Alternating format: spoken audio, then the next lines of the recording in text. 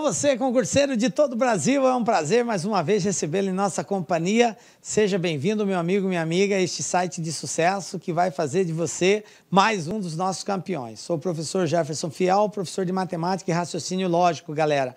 E na aula de hoje, dando sequência ao estudo de conjuntos, galera, vamos falar agora sobre os conjuntos numéricos. Nós precisamos saber quais são os conjuntos numéricos, como que um conjunto deixa de ser conjunto ao estar dentro do outro, ok?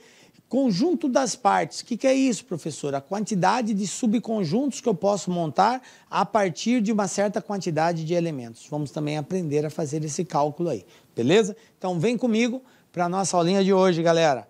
Vamos lá. Qual que é a proposta nossa nessa aula, gente? Ao término dessa aula, você precisa entender o que é conjunto das partes, como se calcula a quantidade de subconjuntos que podem ser formados a partir de um determinado conjunto, chamado de conjunto das partes. Quando que um conjunto se torna um elemento? E quais são os tipos de conjuntos numéricos que existem, beleza? Se ao término dessa aula você compreendeu isso, bacana, 10, está valendo, beleza? Então vamos lá? Começando aí por conjuntos comparáveis. O que é isso, gente? É que tudo isso que nós vamos falar agora, ela só pode ser aplicado entre conjuntos comparáveis. Quando que um conjunto é comparável a outro conjunto? Quando existe uma relação de inclusão. Se um está incluso o outro, ou se um contém o outro. É uma relação de inclusão, beleza? Quando A é comparável com B, é porque existe uma relação entre os elementos de A e B de inclusão, beleza? Exemplo, eu tenho aqui um conjunto A, 1, 2, 3, 4, 5, tenho um conjunto B, 2 e 4. Observem que, se eu fizer a união de A com B e a união de B com A, eu tenho a mesma resposta, porque são conjuntos comparáveis, um está dentro do outro. Tranquilo? Bom, igualdade de conjuntos. Quando que um conjunto, professor, é igual a outro conjunto? A palavra igualdade implica em duas coisas a serem analisadas. Primeiro, a quantidade de elementos. Segundo, os elementos. Então, um conjunto é igual ao outro quando apresenta a mesma quantidade e os mesmos elementos, beleza? Aí eu tenho uma igualdade. Exemplo. Eu tenho aqui a seguinte situação. Eu tenho uma expressão que representa o conjunto A e outra expressão que representa o conjunto B. O resultado disso daqui, ó, x² igual a 9, é menos 3 e mais 3.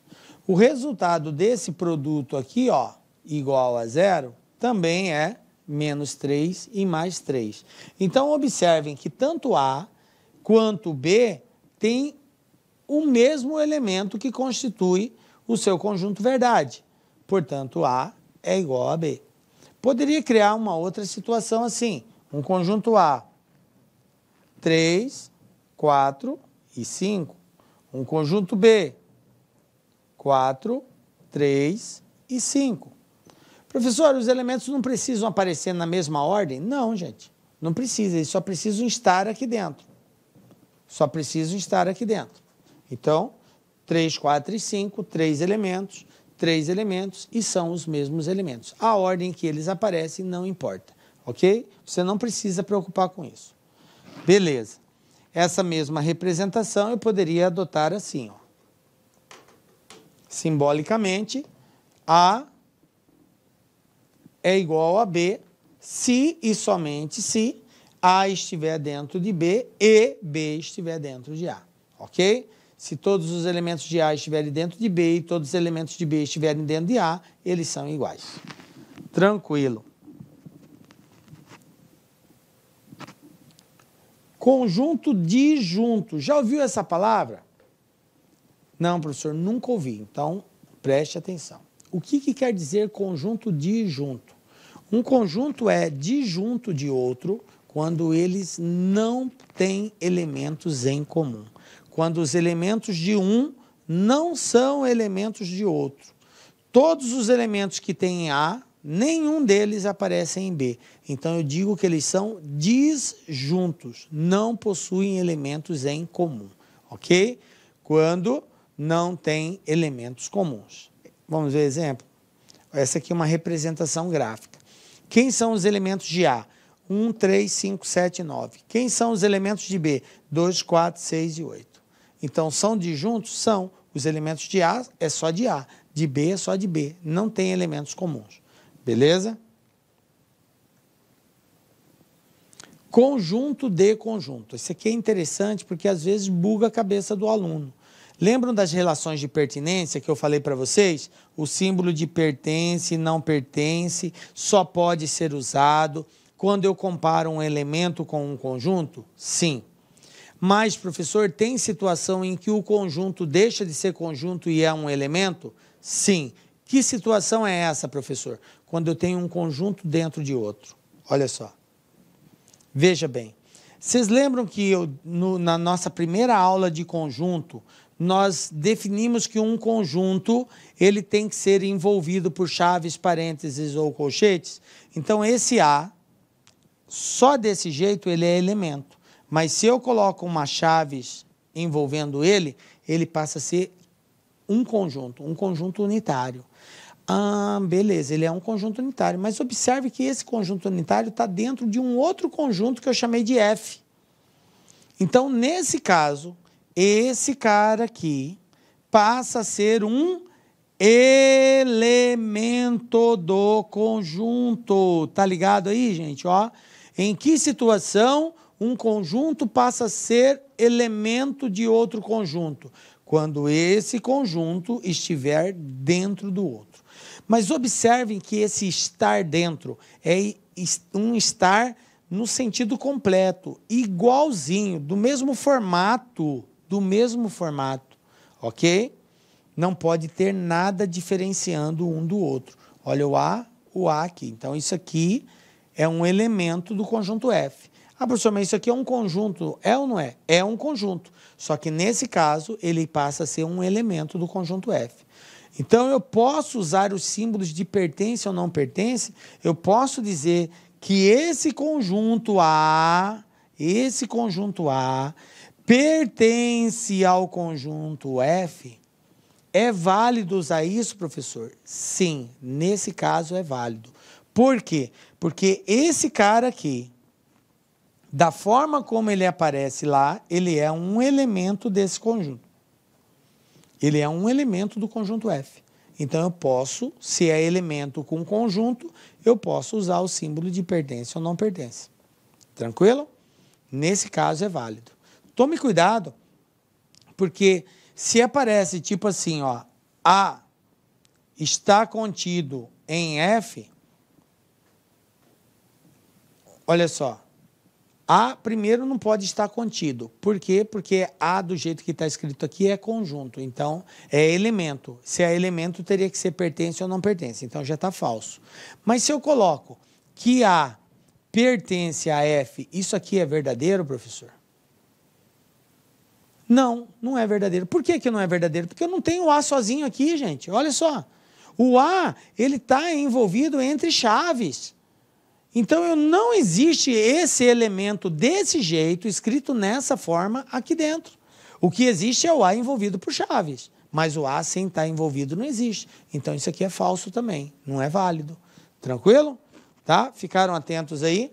Então, um conjunto pode se tornar elemento de outro conjunto? Pode. Quando? Quando ele estiver dentro. Tranquilo? Então, esse cara é um conjunto de F, então eu digo que ele pertence a F.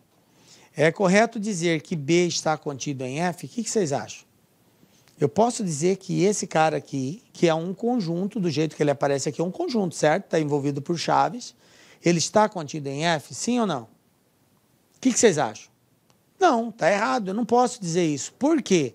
Porque muito embora esse cara aqui, ele é um conjunto representado dessa forma, Mas como ele está lá dentro, um conjunto dentro de outro conjunto se torna um elemento. Então guardem isso.